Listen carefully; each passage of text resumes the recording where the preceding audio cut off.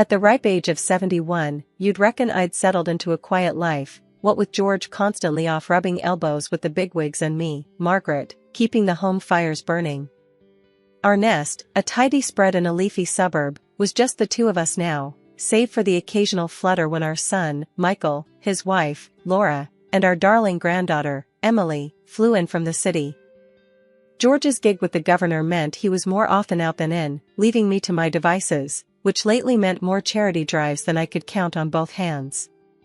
Proud? You bet. Lonely? Sometimes, but you don't get to my age without learning a trick or two about keeping busy. Then came the curveball. Michael rang one evening, the excitement in his voice so thick you could slice it. Mom, Dad, we're doing it. We're buying a farm. Can you believe it? A farm? I echoed, my voice flat. This was news, all right. News that had me wondering if city life had finally addled their brains. Yeah, it's happening. We're moving out there, starting fresh. It's going to be great for Emily, Michael explained, his words tumbling out faster than I could catch them. George, ever the rock, just nodded along, throwing an A. That's quite the leap, son. But if you're sure, we've got your back. I kept my peace, biting my tongue hard enough to taste blood. A farm, of all things. But what was said. We helped them with the deposit, not without a hefty dose of skepticism on my part. Since they'd moved, my phone's been buzzing nonstop with updates. Pictures of chickens, endless fields, and Emily, always Emily, grinning ear to ear, her cheeks pink with country air. Laura sends snapshots of their latest harvest, her texts bubbling with pride. Look at what we've grown, Margaret. Can't wait for you to see it all. And George, bless him, laps it up, showing off the photos at his fancy dinners, bragging about our little farmers to anyone within earshot. Me? I'm more grounded. That's all well and good, I'd say. But photos don't plow the fields. I hadn't set foot on their farm yet. Between the charity events and keeping our own home from falling into disarray, there just hadn't been time. But that didn't stop the nightly calls. Mom, you should see the place now. It's incredible, Michael would start, his voice a mix of exhaustion and exhilaration. I'm sure it is, I'd reply, keeping it short, not wanting to dampen his spirit with my reservations. George, catching me after one such call, laid it out plain. Margaret, we should visit. See it for ourselves. It's important to Michael. I sighed, the weight of his words settling on my shoulders. All right, but I'm not sugarcoating my thoughts.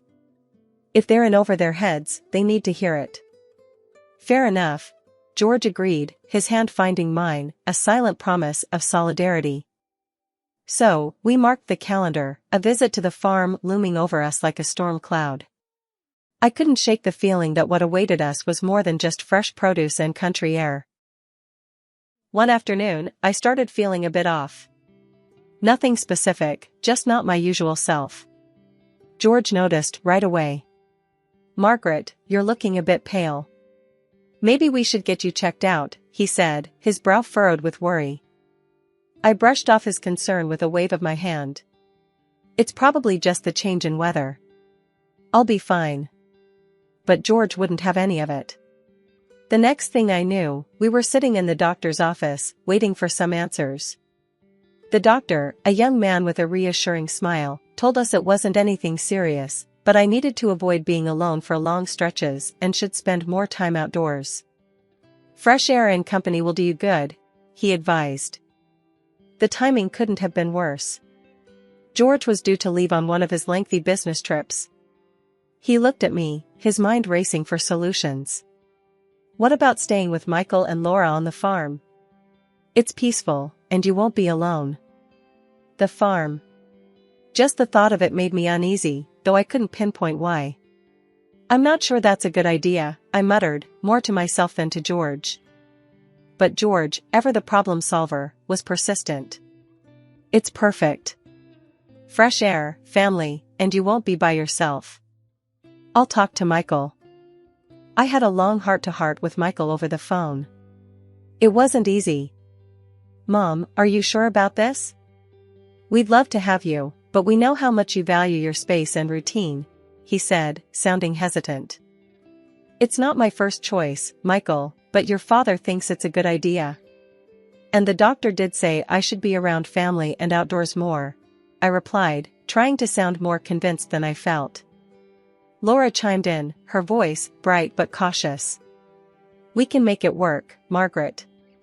It'll be nice having you with us. Emily will be thrilled." Their willingness to have me over tipped the scales.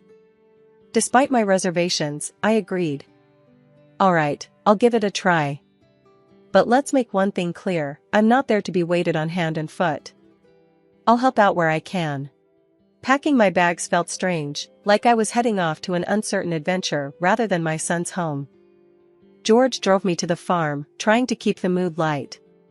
"You'll see, it'll be good for you.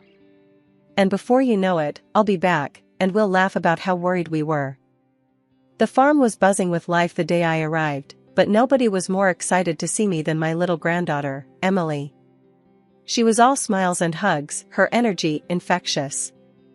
We spent our days roaming the fields, reading stories under the shade of an old oak tree, and playing games that left us both laughing until our sides hurt.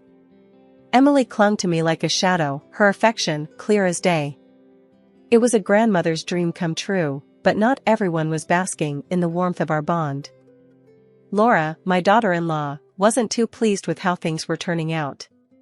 It was like a cloud had settled over the house, and you could cut the tension with a knife. Every time Emily chose to spend time with me over helping her mom with chores, Laura's frown deepened, her displeasure barely concealed. Feeling the strain, I figured I'd lend a hand around the house, hoping to ease some of the tension. "Laura, let me help you with dinner tonight," I offered one afternoon, trying to bridge the gap between us. Laura looked at me, her expression a mix of surprise and something else I couldn't quite place. "Sure, if you think you can handle it. Just don't mess up my kitchen," she replied, her tone laced with a hint of sarcasm. I brushed off her comment and got to work, doing my best to prepare a meal that would bring some semblance of peace to the household. I even took to tidying up around the house, hoping my efforts would lighten her load and, in turn, her mood. But it seemed my attempts were met with more mockery than appreciation. "Wow, look at you, playing the domestic goddess. What's next, gonna take over the farm chores too?" Laura joked one evening as I set the table, her laughter not quite reaching her eyes. I forced a smile, choosing to keep the peace. "Just trying to help out where I can, Laura. No need for any jabs." Her smile faltered, and for a moment, I thought I saw a flicker of guilt.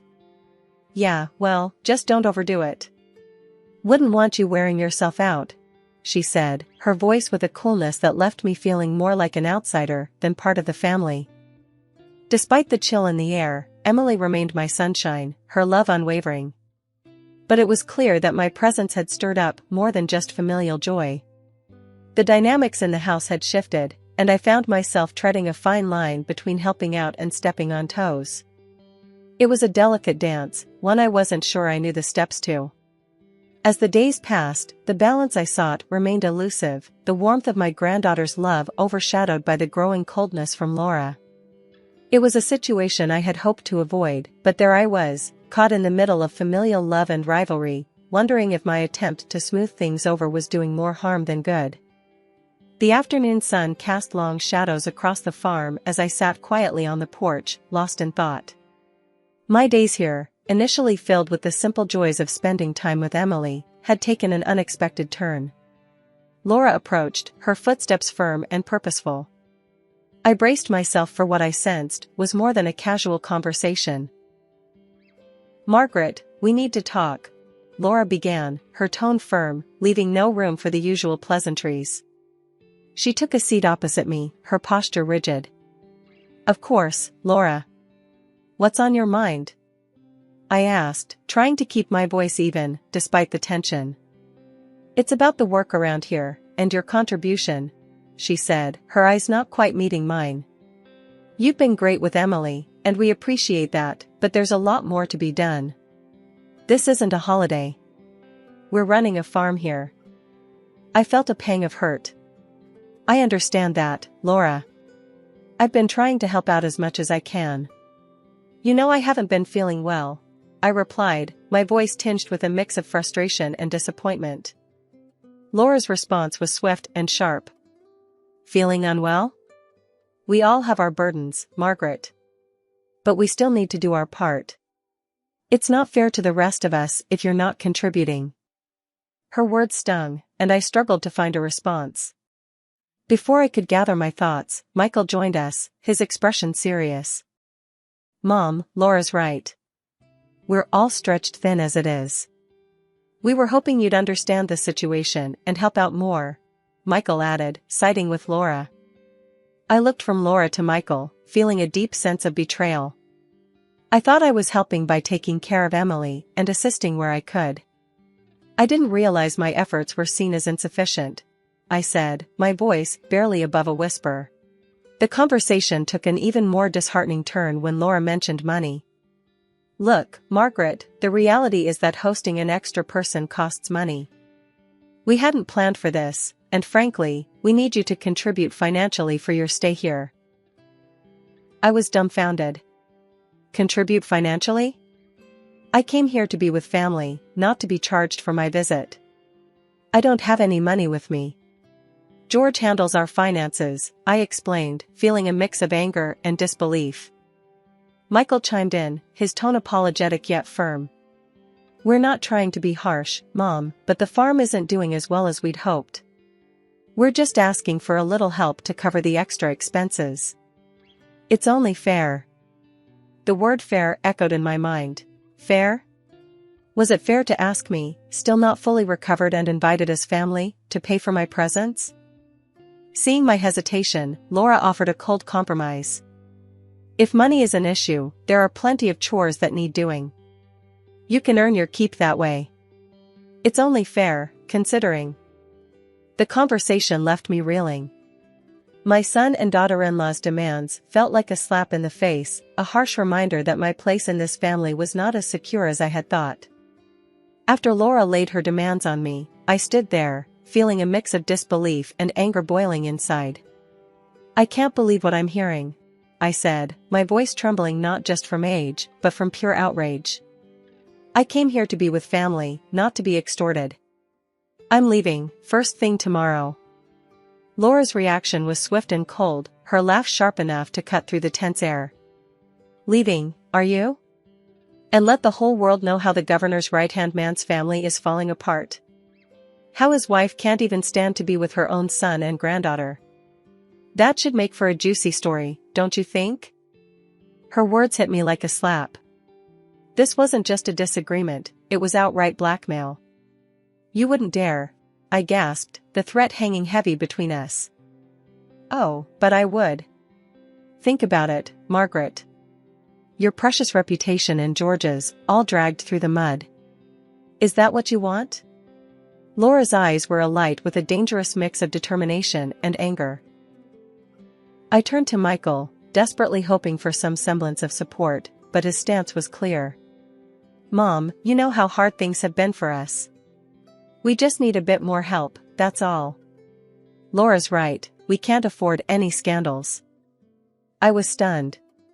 My own son, my flesh and blood, siding with this blackmail. So, you're okay with this? Threatening your own mother? I asked, my voice barely a whisper, laden with a mix of heartache and disbelief. Michael looked away, his discomfort evident but his resolve unwavering. It's not like that, Mom. But we have to think about what's best for the family. And right now, we need to stick together. That means doing what's necessary. The realization hit me hard. My own family was willing to use me, to threaten me, to keep me in line. The love and warmth I thought bound us were conditional, easily overshadowed by fear and desperation. That night, as I lay in a bed that felt more like a prison than a haven, my mind raced. The threat to George's reputation, the betrayal by my own son, it was all too much. But leaving now would only give Laura what she wanted, ammunition to use against us. By morning, my resolve had hardened. I wouldn't let Laura's threats dictate my actions, but neither could I abandon my family, no matter how twisted the situation had become. "I'll stay," I declared over breakfast, my voice firm. "But not because of your threats, Laura. Because this family, however broken, is still my family." Laura smirked said it all. She thought she had won. But for me, this wasn't about winning or losing anymore. It was about protecting what little was left of our family's dignity, even if it meant enduring more of this bitter situation. The days that followed were some of the hardest of my life. I threw myself into the farm work, not just to prove Laura wrong, but to find some semblance of peace in the physical labor. It was a way to distance myself from the emotional turmoil, to turn my back on the blackmail and bitterness that had tainted my relationship with my son and his wife. But with every passing day, a part of me mourned the loss of what I had once believed my family to be. The realization that love and respect could be so easily overshadowed by desperation and greed was a bitter pill to swallow. And as I worked alongside those who had threatened and betrayed me, I couldn't help but wonder if the bonds of family could ever truly be mended. After Laura realized her threats had me cornered, she didn't hold back anymore. It was like living with a drill sergeant. "Margaret, the kitchen won't clean itself, and those clothes won't wash themselves either." She'd bark orders as if I were a new recruit rather than family. Days turned into a cycle of endless chores. My only respite was time spent with Emily, my granddaughter, whose innocence and love were like a beacon of light in a steadily darkening world. But even those moments were fleeting, overshadowed by Laura's relentless demands. Gone were the days of self-care and leisurely shopping trips. My reflection became a stranger, one who looked worn and much older than her years. Fatigue became my constant companion, dragging me down further each day. One evening, mustering the little energy I had left, I tried to reason with Michael. "I can't keep up with this pace. It's too much. I'm not well," I pleaded, hoping for a sliver of understanding. But empathy was in short supply. "Mom, we're all tired. Laura's just making sure we keep the house running. Try to see it from our side." Michael's response was dismissive, his patience thin. My health continued to spiral. Eating became a chore, and every step was a battle. Laura's realization that her free labor was now incapable of even the most basic tasks finally prompted action, but not out of concern. Fear of accountability for their treatment of me led them to rush me to the clinic when I could barely stand. The doctor's assessment was grim but not surprising. "She needs to be admitted immediately. Her condition is serious," he announced after a thorough examination. Laura's reaction was telling. "Admitted? But we need her at home. Can't she just get some medicine and rest there?" Her concern wasn't for my well-being but for the loss of a helping hand. Michael, finally sensing the gravity of the situation, interjected. "Laura, this is serious. Mom's health comes first." As I lay in the hospital bed, the weight of my situation sank in. Removed from the farm's oppressive atmosphere, I realized how much I had endured and at what cost. Laura's dissatisfaction with my hospitalization, Michael's belated defense, and my own battered health painted a clear picture of how far things had gone awry. In that hospital room, decisions were made. I couldn't return to the farm, not after everything. It was a moment of clarity bought at a high price, a realization that sometimes, the cost of staying is far greater than the price of walking away. George walked into the hospital room, his face a mix of concern and shock. "What happened to you?" he asked, barely recognizing the frail figure before him. I tried to muster a smile, but it was hard. "It's been tough, George. The farm, it wasn't what we thought." George turned to Michael, his voice hard. "Explain, now." Michael shuffled his feet, looking anywhere but at his father. "Dad, we were struggling. The farm's a mess. We thought Mom could help, but we didn't force her, I swear." George's gaze then fell on Laura, who had been standing quietly by the door, her daughter in tow. The look in his eyes was enough to send her scurrying out of the room, murmuring something about needing to check on something. Turning back to Michael, George's anger was palpable. Not force her? She's in the hospital, Michael. And I hear you've been asking her for money on top of everything? Michael's voice trembled. Dad, we just thought since Mom was staying with us, she could help out a bit more, financially. George cut him off. Help out? I've been sending money to cover her expenses, and then some. Over $5,000, Michael. Where did that money go? I was stunned. You did? George, I had no idea. George's face softened as he looked at me. Of course, I did. I wanted to make sure you were taken care of.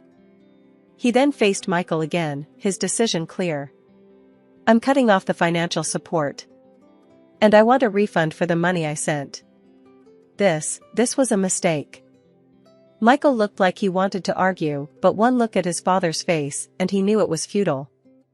I understand, Dad. George turned back to me, taking my hands gently in his. I'm so sorry, love. This was my idea, thinking it would be good for you. I didn't know it would turn out like this.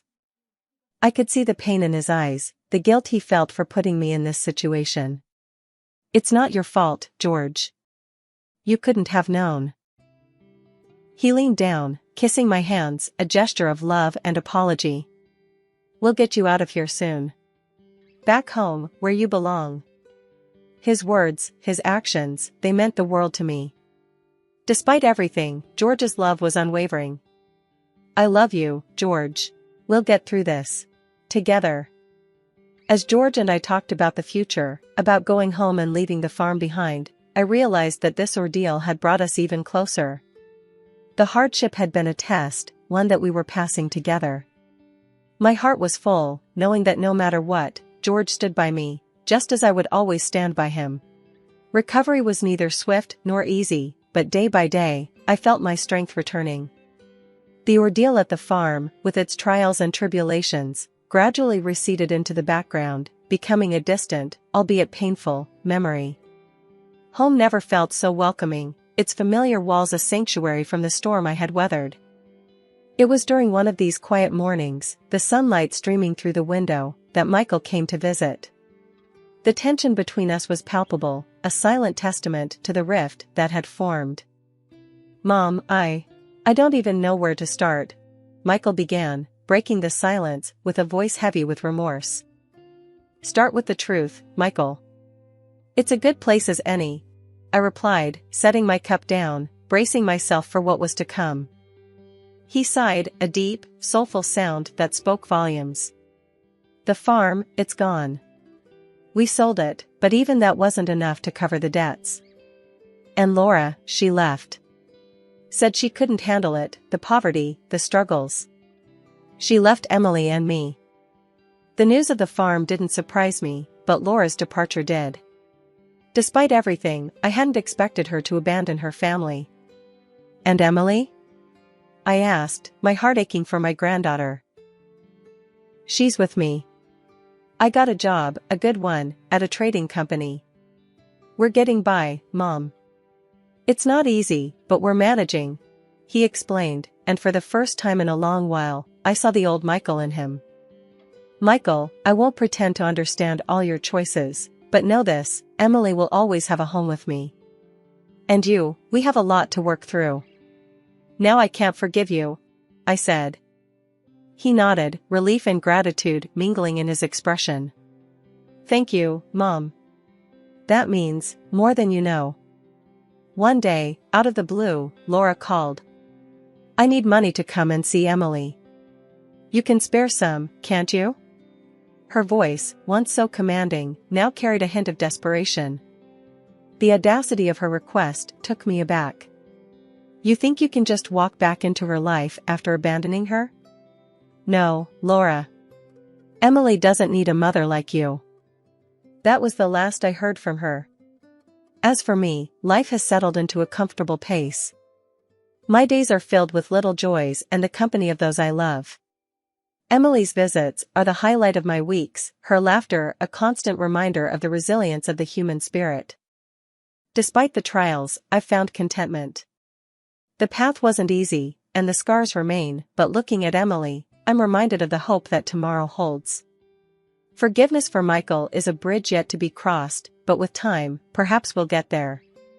For now, I cherish the peace and satisfaction of a life rebuilt, a testament to the enduring strength we possess within.